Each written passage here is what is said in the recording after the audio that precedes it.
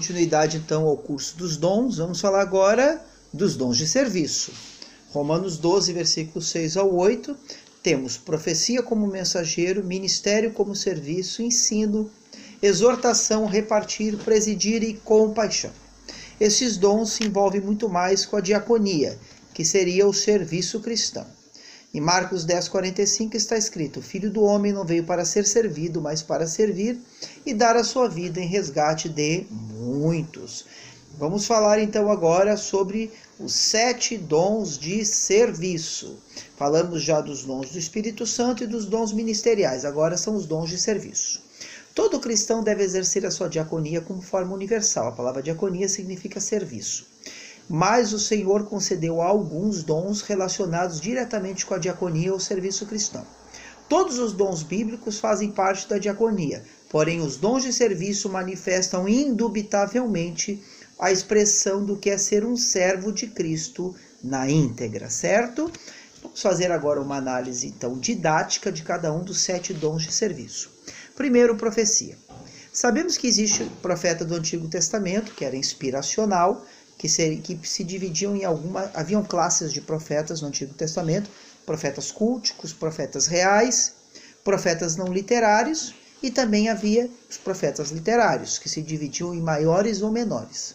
Não porque eram grandes ou pequenos em estatura, mas pelo tamanho do livro. Quem deu esta expressão foi Santo Agostinho, tá? Quem formulou essa expressão, profetas maiores e menores, quem fez esta divisão. Então agora vamos falar como profecia nessa classe de dom. Lembrando que temos o dom de profecia em 1 Coríntios capítulo 12, que é uma iluminação do Espírito. Temos Efésios 4:11, que é o dom ministerial de profeta, que é uma palavra profética de exortação, consolação e edificação, visando a exortação, visando a edificação da igreja. E temos profecia como ofício, visto que nas principais características de dons encontramos alguma expressão de profecia. Neste caso, o foco é geral, caracterizado pelo nível do dom profético, tornando cada cristão um profeta, capacitando-o a falar com franqueza e perspicácia, especialmente quando iluminado pelo Espírito Santo. Ou seja, a Bíblia é uma profecia, e eu e você, e quando compartilhamos ela com amigos, no trabalho, na igreja, na universidade, nos estudos, entre a família, estamos profetizando a palavra, porque ela é uma profecia. Seria nesse aspecto, ou seja, quando você proclama e compartilha a palavra. Serviço.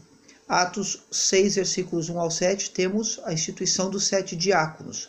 Sabemos então que a diaconia como função universal ela é para todos, mas existe, no entanto, o dom de serviço, que é a habilidade de reconhecer áreas de necessidade na família da igreja e tomar a iniciativa de providenciar assistência prática, rápida e satisfatoriamente, além de não sentir necessidade de reconhecimento. Ou seja, são as pessoas que têm o prazer de servir, mas servir mesmo.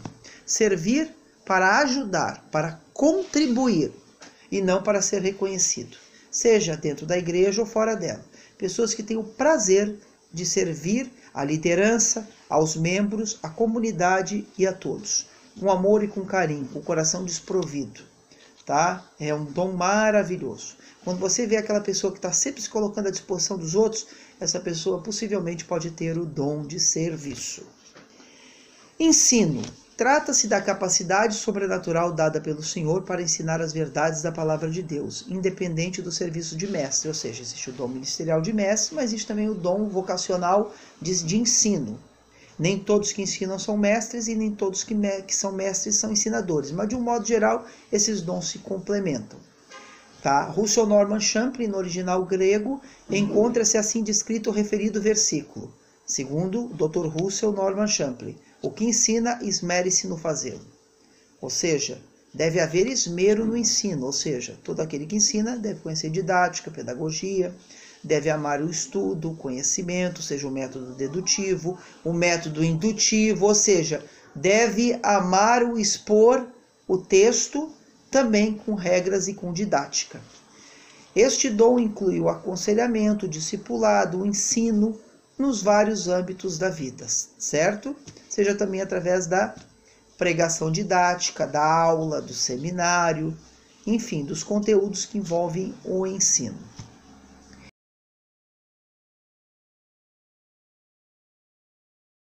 encorajamento, que seria exortação. A habilidade de motivar o povo de Deus a aplicar e a agir de acordo com os princípios bíblicos, especialmente quando estão desencorajados ou com uma fé oscilante. A habilidade de ressaltar o melhor em cada pessoa e desafiá-las a desenvolver o seu potencial. Esse é o dom de encorajamento, exortação ou aconselhamento. Liberalidade ou ofertar. A habilidade de contribuir generosamente com recursos materiais ou com dinheiro, além dos 10% dos dízimos, de modo que a igreja possa crescer e ser fortalecida, e também a maneira de se dispor como pessoa num ato liberal em prol das pessoas, tá? Em prol, por exemplo, da igreja, em prol do ministério ou da vida cristã, dos fatos do dia a dia. É uma pessoa que tem o prazer de doar o seu tempo para os outros. Uma pessoa que tem o prazer de ajudar, contribuir na vida das pessoas, certo? Ou seja, essa pessoa tem o prazer de contribuir, de ofertar o seu tempo. É claro que tem pessoas que têm o prazer de contribuir também financeiramente para ajudar missionários, ajudar a igreja, ajudar pessoas necessitadas com recursos financeiros. Mas tem pessoas também que doam o seu tempo, certo? De modo liberal, ofertam o seu tempo. Isso também é um dom. Presidir. A habilidade de esclarecer e comunicar o propósito e direção, visão do ministério de um modo que atraia outros a se envolverem.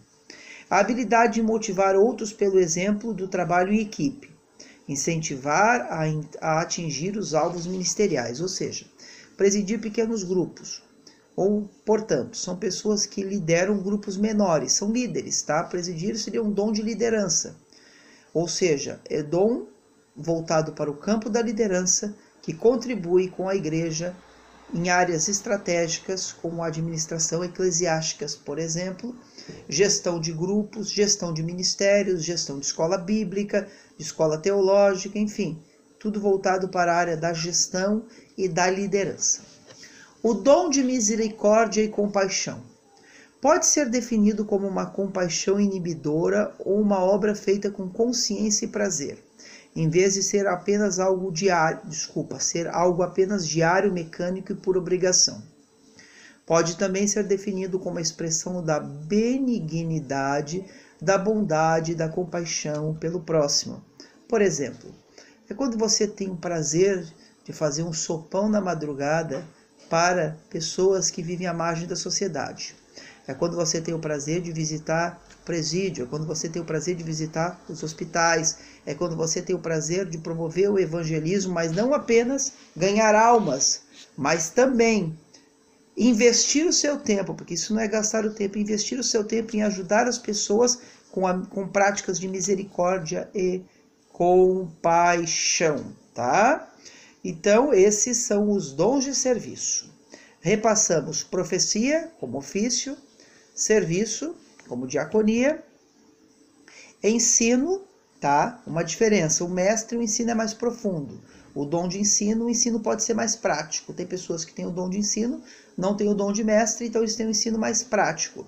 Tem pessoas que têm o dom de ensino e o dom de mestre. Geralmente tem um ensino mais acadêmico, teológico e doutrinário, mas pode também ter prático em momentos pontuais, certo? E tem pessoas que têm o dom de mestre, mas não têm o dom de ensino, porque são ótimos tradutores de Bíblia, trabalham com o texto grego, hebraico, também com a escrita de livros, mas não sabem falar em público, por exemplo. Não é porque não sabem, é porque não tem habilidade, ou não tem o interesse, ou não tem o chamado, a vocação de ensinar publicamente. Aí ensinam de outras formas. É claro que aqueles que ensinam publicamente, através do dom de ensino, através do dom de mestre, também podem ser escritores, tradutores de Bíblia e assim por diante. São facetas tanto do dom de mestre como do dom de ensino. Geralmente quem tem o dom de mestre tem o dom de ensino, e muitos que têm o dom de ensino também têm o dom de mestre. Encorajamento como exortação, que seria o aconselhamento, a contribuição, o acompanhamento pastoral. Liberalidade como ofertar, quando você doa o seu tempo, os seus recursos em prol da obra de Deus, em prol de pessoas, por exemplo, sustentando missionários. Dom de presidir, que seria a liderança de pequenos grupos, de ministérios eclesiásticos específicos. E o dom de misericórdia, quando você contribui na vida das pessoas por meio da compaixão, através do sopão, do evangelismo, com expressões de amor, com expressões voltadas para a compaixão e a misericórdia, a visita e a consolação ao órfão, à viúva e ao necessitado. Aí você vai me perguntar, isto é a missão da igreja? É verdade, a religião pura e verdadeira é visitar o órfão, a viúva e o necessitado. No entanto, tem pessoas que têm o prazer de se envolver na visita, no ministério da consolação, da misericórdia e da compaixão. Concluindo aqui então os 7 dons de serviço, um abraço para todos e que Deus abençoe. Espero que todos tenham compreendido.